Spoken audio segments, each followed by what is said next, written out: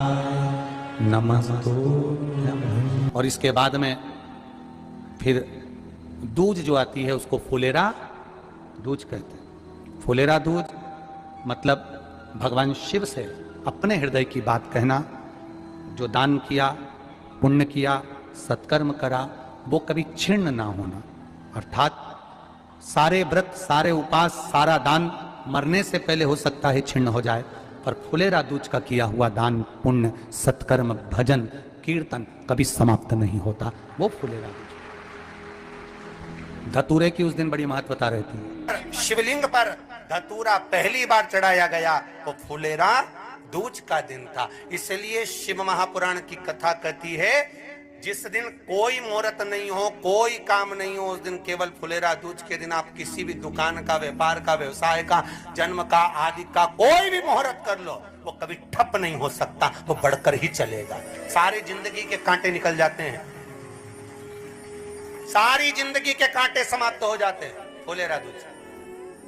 कहते हैं दुनिया में सब दिन का दान, सब दिन का पुण्य समाप्त हो सकता है, और फुलेरा दूज का दान, पुण्य, सत्कर्म, भजन, कीर्तन, नाम स्मरण समाप्त नहीं हो। जो दुकान, जो व्यापार, जो व्यवसाय,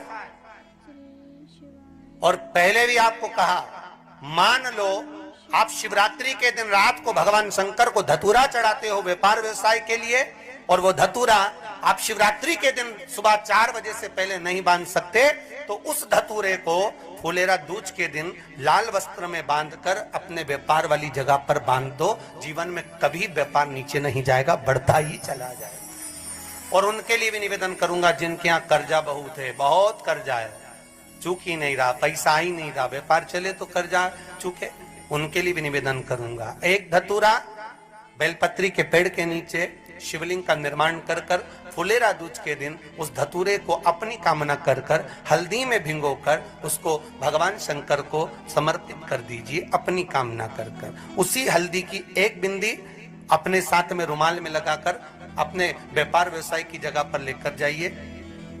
कर्जा धीरे धीरे धीरे धीरे जब चूकेगा, जब लक्ष्मी आएगी तो लक्ष्मी की वृद्धि भी वो करता। महाराज ये फुलेरा दूज के ऊपर चक्कर आ जाते हो, अचानक गिर जाते हो, हापड़ी भराने लगती हो थोड़ा सा चलने पर, श्वास फूल जाती हो ज्यादा चढ़ने पर, उनके लिए विशेष है कि धतूरे की जड़ को, धतूरे का जो फल होता है उसकी जड़ महाराज निकाल कर धोकर उसको घिस कर शंकर भगवान पर उसका लेपन कर दीजिए। थोड़ी सी जड़ शिव जी पर चढ़ा दीजिए फुलेरा दूज के दिन। उस जड़ को पानी चढ़ाकर वापिस लेकर आ जाइए।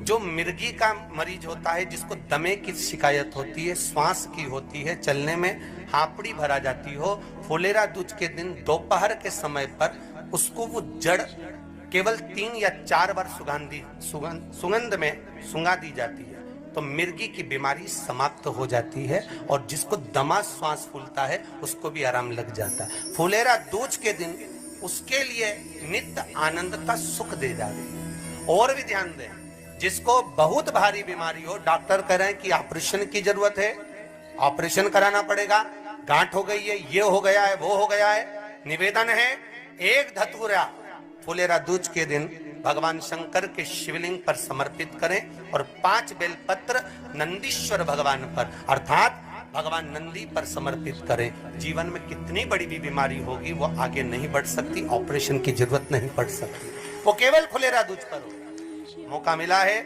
आनंद से। धतूरा होता है विषैला। कैसा होता है? विषैला, बहुत विष होता है धतूरे के अंदर।